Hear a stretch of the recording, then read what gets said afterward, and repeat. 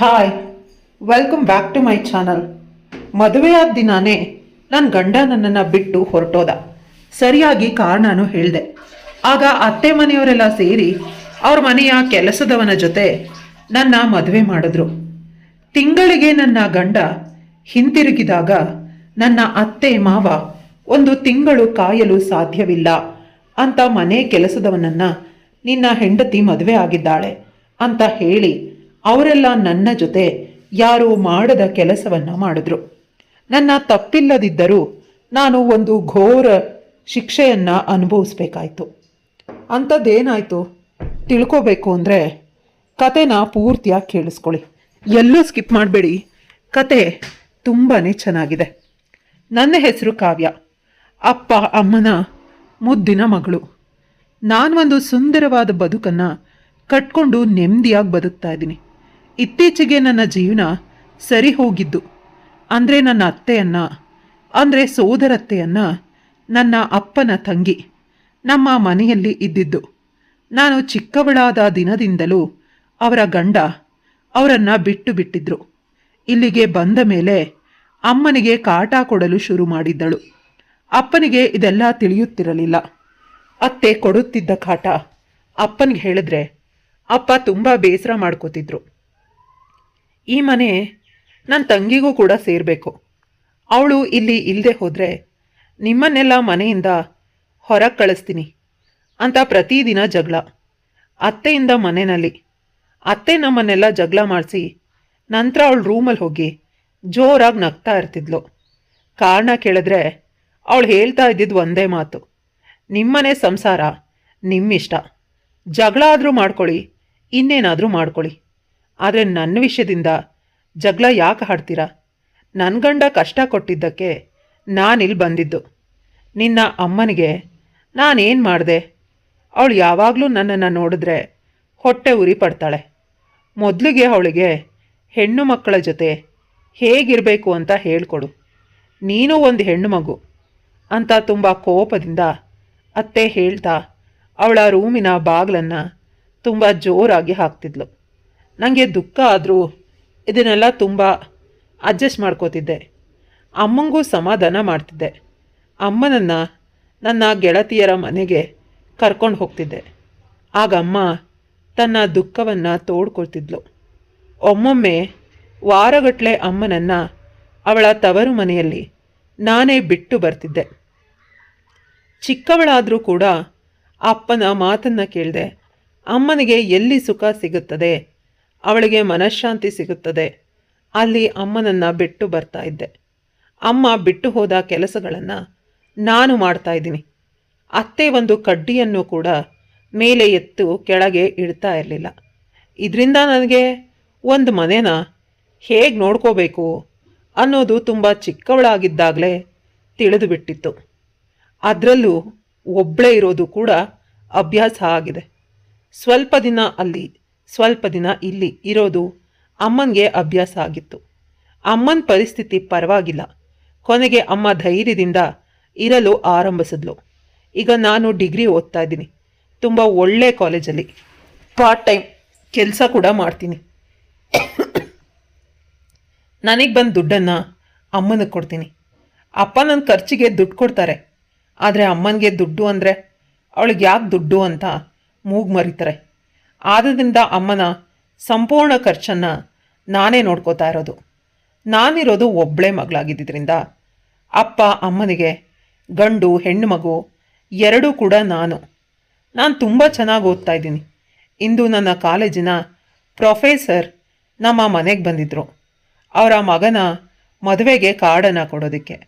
ಆದರೆ ಅತ್ತೆ ಅವ್ರ ಜೊತೆ ಇವಳು ಎಷ್ಟು ಸುಂದರವಾಗಿದ್ದಾಳೆ, ನಿಮ್ಮ ಸೊಸೆ ಚೆನ್ನಾಗೇ ಇಲ್ಲ, ನಮ್ಮ ಕಾವ್ಯನನ್ನೇ ನಿಮ್ಮ ಸೊಸೆ ಮಾಡ್ಕೊಂಡಿದ್ದಿದ್ರೆ ಎಷ್ಟು ಚೆನ್ನಾಗಿರ್ತಿತ್ತು ಅಂತ ತುಂಬ ಕೆಟ್ಟದಾಗಿ ಮಾತಾಡಿದ್ರು.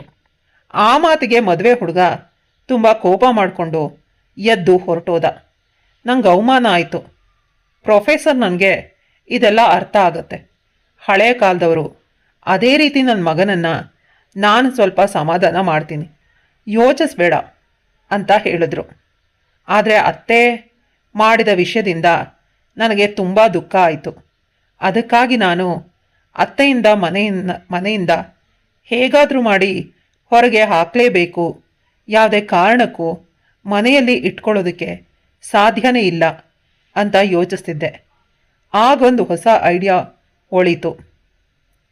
ಅತ್ತೆನ ಮನೆಯಿಂದ ಹೊರಗಡೆ ಹಾಕೋದಕ್ಕೆ ಅಮ್ಮ ಮತ್ತು ಅಪ್ಪನ ಸಹಾಯದಿಂದ ನಾನು ಅತ್ತೆಯ ಹಿಸ್ಟ್ರಿಯನ್ನು ತೆಗೆದೆ. ಇತ್ತೀಚೆಗೆ ನನ್ನ ಅಪ್ಪನಿಗೆ ಅತ್ತೆಯ ಆಟಗಳನ್ನು ನೋಡಿ ಸಾಕಾಗ್ಬಿಟ್ಟಿದೆ.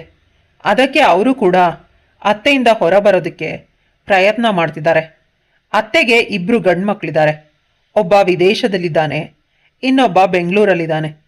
ಬೆಂಗಳೂರಲ್ಲಿರೋ ಹುಡುಗನ ಜೊತೆ ಮಾವ ಇರೋದು. ಅವ್ರ ಜೊತೆ ಮಾತಾಡಿದಾಗ, ನಿಮ್ಮ ಅತ್ತೆ ನಮ್ಮನ್ನು ಚೆನ್ನಾಗಿ ನೋಡ್ಕೊಂಡಿಲ್ಲ, 10 ಗಂಟೆಗೆ ಎದ್ದರೂ ಬೆಳಗ್ಗೆ ಮೇಲೆ ಹೇಳ್ತಾ ಇರಲಿಲ್ಲ, ತಿಂಡಿ ಮಾಡಿಕೊಡ್ತಾ ಇರಲಿಲ್ಲ. ದಿನ ನನ್ನ ಅಮ್ಮಂಗೂ ಮತ್ತು ಅವಳಿಗೂ ಜಗಳ ಆಗ್ತಿತ್ತು. ನನ್ನಮ್ಮ ಹೋಗಿ 5 ವರ್ಷ ಆಯಿತು. ಈಗ ನಿನ್ನ ಅತ್ತೆ ಬಂದು ಎಲ್ಲಿದ್ದರೆ ನಮ್ಗೆ ಯಾವುದೇ ತೊಂದರೆನೂ ಇಲ್ಲ, ಈಗ ಎಲ್ಲದಕ್ಕೂ ಕೆಲಸದವರಿದ್ದಾರೆ ಅಂತ ಹೇಳಿದ್ರು. ಅತ್ತೆ ಬಳಿ ಹೋಗಿ ಹೇಳಿದಾಗ ಅತ್ತೆ ಮೊದಲು ಒಪ್ಪಲಿಲ್ಲ. ಇಷ್ಟು ವರ್ಷ ಆಯಿತು ಅವ್ರು ನನ್ನನ್ನು ಕರೆದಿದ್ದಾರೆ ಅಂದರೆ ಯಾವುದಾದ್ರೂ ಒಂದು ಕೆಟ್ಟ ಉದ್ದೇಶದಿಂದ ಅಂತ ಹೇಳಿದ್ಲು. ಆದರೆ ಅವ್ರ ಮಗ ಬಂದು ರಿಕ್ವೆಸ್ಟ್ ಮಾಡಿದಾಗ ಅತ್ತೆ ತುಂಬ ಎಮೋಷ್ನಲ್ ಆಗಿ ಹೋದ್ಲು. ಚಿಕ್ಕ ಮಗುವಿನಲ್ಲೇ ನಿನ್ನನ್ನು ಬಿಟ್ಟು ಬಂದಿದ್ದೆ, ಕೋಪದಿಂದ ನಿನ್ನನ್ನು ಸಾಕಿಲ್ಲ, ಈ ತಾಯಿ ಮೇಲೆ ನಿನಗೆ ಯಾಕೆ ಮೋಹ ಮಗು ಅಂತ ಹೇಳಿದಾಗ, ಯಾಕಂದರೆ ನನಗಿರೋದು ಒಂದೇ ಅಮ್ಮ, ಬೇರೆಯವರನ್ನು ಅಮ್ಮ ಅಂತ ಕರೆಯಲು ಸಾಧ್ಯ ಇಲ್ಲ. ಈಗ ನಾನು ದುಡಿತಾ ಇದ್ದೀನಿ, ನಿಮ್ಮನ್ನು ತುಂಬ ಚೆನ್ನಾಗಿ ನೋಡ್ಕೋತೀನಿ, ಒಂದೇ ಒಂದು ಅವಕಾಶ ಕೊಡು ಅಮ್ಮ ಅಂತ ಹೇಳ್ದ. ಅವನ ಮಾತನ್ನು ಕೇಳಿ ಮನೆಯವರೆಲ್ಲ ಅಳ್ತಾ ಇದ್ವಿ. ಇನ್ನು ಅತ್ತೆಯ ಕರುಳು ಚುರುಕನ್ನೋದಿಲ್ವೇ, ಅತ್ತೆ ಮರು ಮಾತಾಡದೆ ಮಗನ ಜೊತೆ ಹೋದಳು. ಎಲ್ಲರಿಗೂ ಸ್ವಲ್ಪ ಮೊದಲು ಬೇಸರವಾದರೂ ನಂತರ ಅವರು ಅವರ ಮನೆಗೆ ಹೋದರು. ನೆಮ್ಮದಿಯಾಗಿರಲಿ ಅಂತ ಖುಷಿಪಟ್ಟೆ. ಇಷ್ಟು ವರ್ಷಕ್ಕೆ ಇದೇ ಮೊದಲ ಬಾರಿ ಅಮ್ಮ ತುಂಬ ಖುಷಿಪಟ್ಟಿದ್ದು ನಾನು ನೋಡಿದ್ದು. ನನ್ನ ಕಣ್ಣಾರೆ ಅವಳು ನೆಮ್ಮದಿಯಾಗಿ ಉಸಿರಾಡೋದನ್ನು ನೋಡಿ ನನ್ನ ಮನಸ್ಸು ತುಂಬಿ ಬಂತು. ನಾನು ಖುಷಿಪಟ್ಟೆ, ನನ್ನ ಅಮ್ಮನಿಗೆ ಒಂದು ಖುಷಿ ಕೊಟ್ಟೆ ಅಂತ. ಅತ್ತೆನ ನಾನು ಮನೆಯಿಂದ ಹೊರಗಡೆ ಕಳಿಸ್ದೆ ಅಂತ ಅನ್ನೋ ನೆಮ್ಮದಿಗಿಂತ ನನ್ನ ಅಮ್ಮ ನೆಮ್ಮದಿಯಾಗಿದ್ದಾಳೆ ಅನ್ನೋದು ಹೆಚ್ಚು ಖುಷಿ ಕೊಟ್ಟಿತ್ತು. ಈ ಕೆಲಸವನ್ನು ನಾನು ಬಹಳ ಹಿಂದೆನೇ ಮಾಡಬೇಕಾಗಿತ್ತು ಅಂತ ನನಗೆ ನಾನೇ ಬೈಕೊಂಡೆ. ನಂತರ ನಾನು ಓದೋದಕ್ಕೆ ಆರಂಭಿಸಿದೆ. ಅತ್ತೆ ಅವಳ ಮನೆಗೆ ಹೋದ ವಾರಕ್ಕೆ ಒಂದು ಹೊಸ ಸಮಸ್ಯೆ ತಂದಿಟ್ಲು. ಅದೇನು ಅಂದರೆ, ಅಪ್ಪನನ್ನು ಅವಳ ಮನೆಗೆ ಕರೆದು 2-3 ದಿನ ತಲೆಯಲ್ಲಿ ಏನೇನನ್ನೋ ತುಂಬಿಸಿ ಕಳಿಸಿದ್ದಾಳೆ. ಅದರ ಫಲವಾಗಿ ಅಪ್ಪ ಬಂದು ಅತ್ತೆ 2ನೇ ಮಗನನ್ನು ನಾನು ಮದುವೆ ಆಗಬೇಕು ಅಂತ ಹಠ ಹಿಡಿದ್ರು. ನಾನು ವಿಧಿ ಇಲ್ಲದೆ ಒಪ್ಕೊಂಡೆ. ಯಾಕಂದರೆ ಆ ಹುಡುಗ ನನಗೂ ಕೂಡ ಇಷ್ಟ ಆಗಿದ್ದ. ಅವನು ಅತ್ತೆ ರೀತಿ ಅಲ್ಲ, ತುಂಬ ಒಳ್ಳೆ ಹುಡುಗ, ನನ್ನನ್ನು ತುಂಬ ಚೆನ್ನಾಗಿ ನೋಡ್ಕೋತಾನೆ, ಒಳ್ಳೆ ಕೆಲಸದಲ್ಲಿದ್ದಾನೆ. ಇಷ್ಟು ವರ್ಷ ತನ್ನನ್ನು ನೋಡ್ಕೊಳ್ಳೋದ ತಾಯಿಯನ್ನೇ ಒಪ್ಕೊಂಡ. ಇನ್ನು ನಾನು ಅವನನ್ನು ತುಂಬ ಕೇರ್ ಮಾಡ್ತೀನಿ, ಅವನನ್ನು ಬಹಳ ಬೇಗ ನಾನು ನನ್ನವನನ್ನಾಗಿ ಮಾಡ್ಕೋತೀನಿ ಅಂತ ಯೋಚಿಸಿ ನಾನು ಮದುವೆಗೆ ಒಪ್ಕೊಂಡೆ. ಅಮ್ಮ ಇಷ್ಟಪಟ್ಟಿಲ್ಲ. ಯಾವುದೇ ಕಾರಣಕ್ಕೂ ಅವಳ ಮಗನನ್ನು ಮದುವೆ ಆಗಬೇಡ, ನೀನು ಮದುವೆ ಆಗಿಲ್ಲ ಅಂದರೂ ಪರವಾಗಿಲ್ಲ, ನನ್ನ ಜೊತೆನೇ ಇದ್ಬಿಡು ಅಂತ. ಆದರೆ ಅಪ್ಪ, ಮನೆ ಬಿಟ್ಟು ಹೊರಟೋಗ್ತೀನಿ, ಇವಳು ನನ್ನ ತಂಗಿ ಮಗನ ಜೊತೆ ಮದುವೆ ಆಗಿಲ್ಲ ಅಂದರೆ ಅಂತ ಹೇಳಿದಾಗ ಅಮ್ಮ ಒಪ್ಕೊಂಡ್ಳು. ಮದುವೆ ಕೂಡ ಬಹಳ ಅರ್ಜೆಂಟಲ್ಲಿ ನಡೆದು ಹೋಯಿತು. ಸರಿಯಾಗಿ ನೆಂಟರಿಸ್ಟ್ರಿಗೆ ಹೇಳೋದಕ್ಕೂ ಸಾಧ್ಯ ಆಗಿಲ್ಲ. ಹುಡುಗ ತುಂಬ ಆಸೆ ಕಣ್ಗಳಿಂದ ನನ್ನನ್ನೇ ನೋಡ್ತಿದ್ದ. ಅತ್ತೆ ಯಾವುದೇ ಕಾರಣಕ್ಕೂ ಮದುವೆಗೆ ಮುಂಚೆ ಹುಡುಗ ಹುಡುಗಿ ಮಾತಾಡಬಾರ್ದು ಅಂತ ಕಂಡೀಷನ್ ಹಾಕಿದ್ಲು. ಆದದ್ರಿಂದ ಹುಡುಗನ ಜೊತೆ ಮಾತೇ ಆಡ್ತಿರ್ಲಿಲ್ಲ. ಆದರೆ ಮದುವೆ ಮಂಟಪದಲ್ಲಿ ಹುಡುಗ ನನ್ನ ಜೊತೆ ತುಂಬ ಇಂಪಾರ್ಟೆಂಟ್ ವಿಷಯ ಹೇಳೋ ರೀತಿ ಕಾತ್ರದಿಂದ ಕಾಯ್ತಿದ್ದ. ಆದರೆ ಅದಕ್ಕೆ ಅವಕಾಶನೇ ಆಗಲಿಲ್ಲ. ಬದಲಿಗೆ ಎಲ್ಲರ ಸಮ್ಮುಖದಲ್ಲಿ ನನಗೆ ತಾಳಿ ಕಟ್ಟೇ ಬಿಟ್ಟ. ಅವನು ನನ್ನ ಜೊತೆ ಮಾತಾಡಲಿಲ್ಲ, ನಾನು ಅವನ ಜೊತೆ ಮಾತಾಡಲಿಲ್ಲ. ಇಬ್ಬರೂ ಒಟ್ಟಿಗೆ ಕೂರೋಣ ಊಟಕ್ಕೆ ಅಂತ ಕಾಯ್ತಾ ಇದ್ದೀನಿ. ಅಷ್ಟರಲ್ಲಿ ಯಾರೋ ಬಂದು ಹೇಳಿದ್ರು, ಹುಡುಗ ತುಂಬ ಇಂಪಾರ್ಟೆಂಟ್ ಮೀಟಿಂಗ್ ಇದೆ ಅಂತ ಫಾರಿನ್ಗೆ ಹೊರಟೋದ ಅಂತ. ನಿನಗೆ ಹೇಳಲಿಲ್ವಾ ಅಂತ ಕೇಳ್ದ. ನಾನು ಇಲ್ಲ ಅಂತ ಹೇಳಿದ್ರು ಅಂತ ಸುಳ್ಳು ಹೇಳಿದೆ. ನಿಜವಾಗ್ಲೂ ಹುಡುಗ ಎಲ್ಲಿಗೋದ ಅದ್ರ ಬಗ್ಗೆ ನನಗೆ ಅರಿವಿಲ್ಲ. ಅಮ್ಮ ತುಂಬ ಕೋಪ ಮಾಡಿಕೊಂಡ್ಳು. ನನ್ನ ಮಗಳನ್ನು ಒಂಟಿಯಾಗಿ ಬಿಟ್ಟು ಹೋದ, ಅವಳನ್ನು ಕರ್ಕೊಂಡು ಹೋಗ್ಬೋದಾಗಿತ್ತು ಅಂತ. ಆದರೆ ಪಾಸ್ಪೋರ್ಟ್ ವೀಸಾ ಇಲ್ಲ, ಹೇಗೆ ಕರ್ಕೊಂಡು ಹೋಗ್ತಾನೆ ಅಂತ ಅಪ್ಪ ಹೇಳಿದ್ರು. ಬಹಳ ಬೇಗ ಬಂದ್ಬಿಡ್ತಾನೆ, ಪ್ರಾಮಿಸ್ ಮಾಡಿದ್ದಾನೆ, ಕಾವ್ಯಾಳಿಗೂ ಹೇಳಿಬಿಡು ಅಂತ ಹೇಳ್ದ. ನಾನು ಒಂದು ನಗು ನೀಡಿದೆ ಅಪ್ಪನಿಗೆ. ನೀನು ತೋರಿಸಿದ ಹುಡುಗ ಹೇಗೆ ನೋಡು ಅಂತ. ಅಪ್ಪ ತಲೆ ತಗ್ಸಿದ್ರು. ಆದರೆ ಅಲ್ಲಿರೋ ಹಿರಿಯರು ಇಲ್ಲ, ಮದುವೆ ಆದಮೇಲೆ ಹುಡುಗಿ ಗಂಡನ ಮನೆಗೆ ಬರಲೇಬೇಕು ಅಂತ ಕರ್ಕೊಂಡು ಹೋದರು. ತುಂಬ ಸಿಂಪಲ್ಲಾಗಿ ನನ್ನ ಗೃಹ ಪ್ರವೇಶ ಮಾಡಿದ್ರು. ಆದರೆ ನನ್ನ ರೂಮಂತೂ ಖಾಲಿ, ಮಂಚ ಹಾಸಿಗೆ ಇಷ್ಟೇ ಇದ್ದಿದ್ದು. ಮೊದಲ ರಾತ್ರಿಗೆ ಬೇಕಾದ ಅರೇಂಜ್ಮೆಂಟ್ಸ್ ಏನೂ ಇರಲಿಲ್ಲ. ಅಂದರೆ ಇವರಿಗೆಲ್ಲ ಮೊದಲೇ ಗೊತ್ತಿತ್ತು ಇವರು ಹೊರಗೆ ಹೋಗ್ತಾರೆ ಅಂತ. ಅತ್ತೆ ಬಳಿ ಮಾತಾಡೋದಕ್ಕೆ ಹೋದಾಗ ಅವಳು ಏನೂ ಮಾತಾಡದೆ ಹೋದ್ಲು. ಅಮ್ಮನಿಗೆ ಫೋನ್ ಮಾಡಿದೆ. ಅಮ್ಮ ಬಂದ್ಬಿಡು, ಅಲ್ಲೇ ಇರಬೇಡ ಅಂತ ಹೇಳಿದ್ಲು. ಆದರೆ ನಾನು ನನ್ನ ಗಂಡನ ಜೊತೆ ಒಂದು ಬಾರಿ ಮಾತಾಡಿ ಬರ್ತೀನಿ, ಅವನು ಮಾತನಾಡಿದ್ದು ಮಾಡಿದ್ದು ಸರಿ ಅಂತ ಅನಿಸಿದ್ರೆ ಮಾತ್ರ ಇಲ್ಲಿರೋದು, ಇಲ್ಲ ಅಂದರೆ ನಾನು ಬಂದ್ಬಿಡ್ತೀನಿ ಅಂತ ಅಳೋದಕ್ಕೆ ಆರಂಭಿಸ್ದೆ. ಅವಳು ಅಳ್ತಾ ಮಲಗಿದ್ಲು. ಹೀಗೆ 2-3 ದಿನ ಕಳೀತು. ಒಂದಿನ ಅತ್ತೆ ಬಂದು ತಾಳಿ ಶಾಸ್ತ್ರ ಮಾಡಿಸ್ತೀನಿ ಅಂತ ನನ್ನನ್ನು ಕರ್ಕೊಂಡು ಹೋಗಿ ನನ್ನ ಮನೆ ಕೆಲಸದವನ ಜೊತೆ ನನಗೇ ತಿಳಿದೆ ತಾಳಿ ಕಟ್ಟಿಸಿದ್ಲು. ಅಂದರೆ ಅರಿಶಿಣದ ಕೊಂಬನ್ನು. ನಾನು ಅಳ್ತಾ ಕಣ್ಣನ್ನು ಮುಚ್ಕೊಂಡಿದ್ದೆ. ಅಷ್ಟರಲ್ಲಿ ಕೆಲಸದವನು ಬಂದು ಅರಿಶಿಣದ ಕೊಂಬನ್ನು ಕಟ್ಟಿಬಿಟ್ಟ. ನನಗೆ ಭಯ ಆಯಿತು. ಜೋರಾಗಿ ಕಿರ್ಚಿ ದೊಡ್ಡ ಜಗಳನೇ ಮಾಡಿದೆ. ಮನೆಯವರೆಲ್ಲ ಬಂದರು. ದೊಡ್ಡ ರಾಧಾಂತಾನೇ ಆಯಿತು. ಈ ಸಮಯದಲ್ಲಿ ನನ್ನ ಗಂಡ ಹಿಂತಿರುಗಿ ಬಂದ. ಎಲ್ಲವನ್ನು ನೋಡಿ ಅವನಿಗೂ ಕೂಡ ಶಾಕ್ ಆಯಿತು.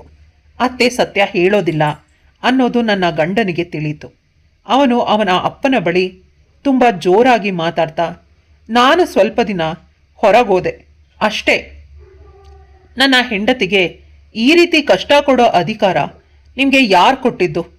ನಿಮಗೆ ನನ್ನ ಜೊತೆ ಇರೋದಕ್ಕೆ ಇಷ್ಟ ಇಲ್ಲದೆ ಇದ್ದರೆ ಹೊರಗಡೆ ಹೋಗಿ ಅಂತ ಅವರ ಅಪ್ಪ ಅಮ್ಮನ ಬಗ್ಗೆ ತುಂಬ ನಿಷ್ಠೂರವಾಗಿ ಮಾತಾಡ್ದ. ಆಗ ನನ್ನ ಮಾವ, ಎಲ್ಲವನ್ನೂ ನಿನ್ನಮ್ಮ ಮಾಡಿದ್ದು ನಿನ್ನ ಖುಷಿಗಾಗಿ.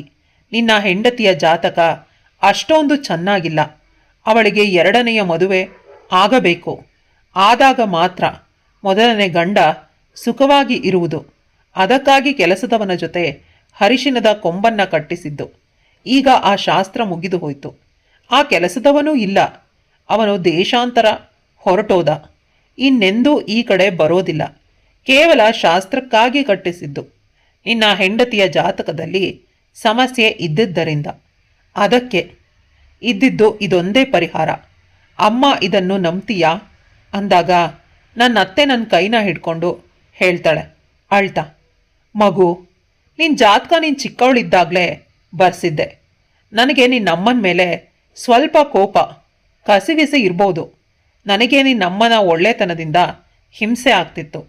ನನ್ನ ಒಳ್ಳೆಯ ಗಂಡನನ್ನು ನಾನು ಅಡ್ಜಸ್ಟ್ ಮಾಡ್ಕೊಳ್ಳೋದಕ್ಕೆ ಸಾಧ್ಯ ಆಗ್ತಾ ಇರಲಿಲ್ಲ.